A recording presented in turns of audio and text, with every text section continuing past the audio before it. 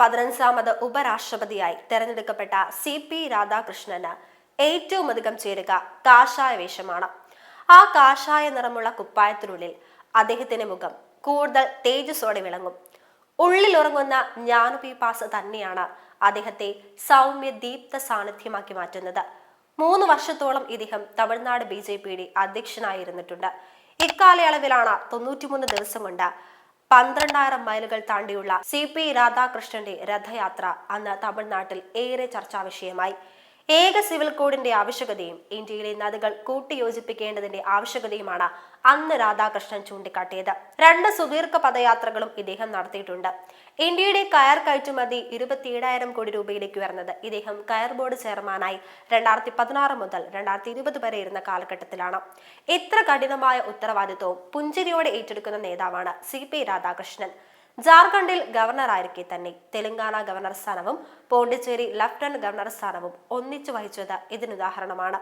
ജാർഖണ്ഡിൽ ഗവർണറായിരിക്കുമ്പോൾ അദ്ദേഹം ആ സംസ്ഥാനത്തിലെ 24 ജില്ലകളിലും സന്ദർശനം നടത്തുകയും അവിടുത്തെ ജനങ്ങളുമായി സംവദിക്കുകയും ചെയ്തത് വലിയ സംഭവമായിരുന്നു. ഇക്കാലത്ത് അവിടെ മുഖ്യമന്ത്രിയായ ഹേമന്ത് സോറന് തന്നെക്കാൾ ജനപ്രിയനായ ഗവർണറോട് വിദ്വേഷം തോന്നിയത് സ്വാഭാവികം മാത്രം.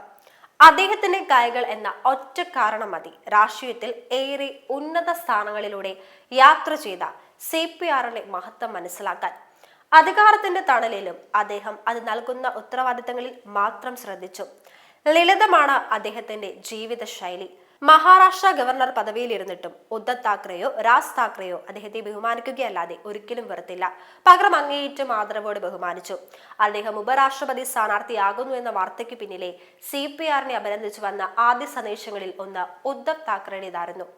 ഇന്ത്യ മുന്നണിയിൽ നിന്നും ചോരുകയോ അസാധുവാക്കുകയോ ചെയ്യപ്പെട്ട വോട്ടുകൾ മഹാരാഷ്ട്രയിലേതാണോ എന്നേ ഇനി അറിയാനുള്ളൂ. ജനതാ പാർട്ടി നേതാവ് K ചന്ദ്രശേഖറുമായി ചേർന്ന് 1983 ഇന്ത്യയാകെ നടത്തിയ പര്യടനം CP രാധാകൃഷ്ണന്റെ രാഷ്ട്രീയ ജീവിതത്തിൽ വലിയ മാറ്റങ്ങൾ ഉണ്ടാക്കി. തമിഴ്നാട്ടിലെ കോങ്കു വെള്ളാർ സമുദായത്തിൽ നിന്നുള്ള മറ്റു പിന്നോക്ക വിഭാഗക്കാരനാണ് CP രാധാകൃഷ്ണൻ.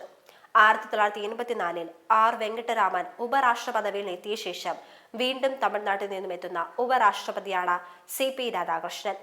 നമ്മുടെ പാർലമെന്റ് സംവാദം വിപുലമാക്കുക, ഭരണഘടനാ മൂല്യം ശക്തിപ്പെടുത്തുക എന്നീ മേഖലകളിൽ ഒരു ഉപരാഷ്ട്രപതി എന്ന നിലയിൽ മികച്ച സംഭാവനകൾ അദ്ദേഹം നടത്തുമെന്ന് ഉറപ്പുണ്ടായിരുന്നു. പ്രധാനമന്ത്രി മോദി ആശംസിച്ചത് ഇങ്ങനെയാണ്: ഇന്ത്യ മുന്നണിയും രാഹുൽ ഗാന്ധിയും പാർലമെന്റ് ഇറങ്ങിപ്പോക്കിനും മര്യാദയില്ലാത്ത കൂക്കുവിളികൾക്കും വേദിയാകുന്ന ഇക്കാലത്ത് CP രാധാകൃഷ്ണന്റെ സൗമ്യ സാന്നിധ്യം ഒരു മാറ്റം കൊണ്ടുവരുമെന്ന് എല്ലാവരും പ്രതീക്ഷിക്കുന്നു. കാരണം പാർലമെന്റിലെ സംവാദം തന്നെയാണ് നമ്മുടെ ജനാധിപത്യത്തിന്റെ മൂലക്കല്ല്. കേരള ഗവർണർ രാജേന്ദ്ര ആർലേക്കർ CP രാധാകൃഷ്ണന്റെ ഉപരാഷ്ട്രപതി സ്ഥാനത്തേക്കുള്ള ആരോഹണത്തെ അഭിനന്ദിച്ചു പറഞ്ഞ വാക്കുകൾ ശ്രദ്ധേയമാണ്. ജ്ഞാനം, അന്തസ്, രാജ്യത്തിന്റെ ഐക്യത്തിനും പുരോഗതിക്കും നൽകുന്ന ശാശ്വത സംഭാവനകൾ എന്നിവയാൽ ഉപരാഷ്ട്രപതി എന്ന നിലയ്ക്കുള്ള നിങ്ങളുടെ നാളുകൾ അടയാളപ്പെടുത്തട്ടെ. അത് തന്നെയാണ് എല്ലാവരുടെയും ആഗ്രഹവും.